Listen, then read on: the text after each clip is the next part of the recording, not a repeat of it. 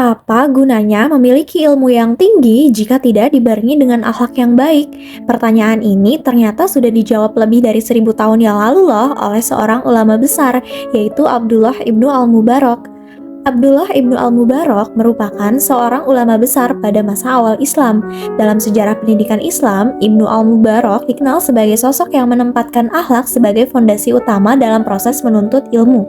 Salah satu karyanya adalah Kitab Al-Zuhd wa Al-Raqaiq yang disusun pada masa ketika masyarakat mulai mengalami kemajuan ekonomi tapi juga semakin dekat dengan gaya hidup materialistis. Melalui kitab ini, Ibnu Al-Mubarak mengingatkan bahwa keberhasilan seorang muslim tidak hanya diukur dari ilmu, harta, ataupun jabatan, tapi juga dari kebersihan hati dan kemuliaan akhlaknya.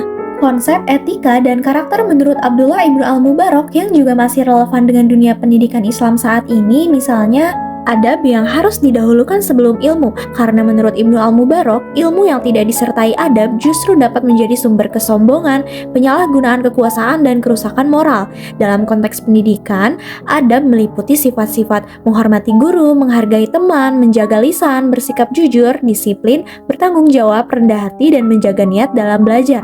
Yang kedua, ada keikhlasan sebagai landasan menuntut ilmu. Ibnu al-Mubarak menegaskan bahwa tujuan utama menuntut ilmu adalah memperoleh keridhaan Allah, bukan sekedar mencari gelar, jabatan, kekayaan, ataupun popularitas. Lalu yang ketiga itu adalah keteladanan guru. Ibnu al-Mubarak memandang bahwa keberhasilan pendidikan sangat bergantung pada kualitas moral pendidik. Konsep ini menegaskan bahwa pendidikan karakter lebih efektif melalui keteladanan daripada sekadar nasihat.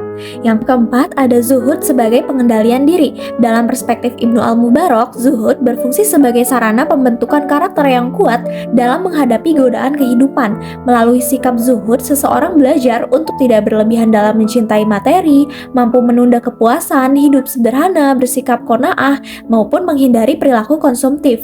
Konsep ini juga berkaitan dengan psikologi modern seperti self-regulation, intrinsic motivation, dan social learning theory.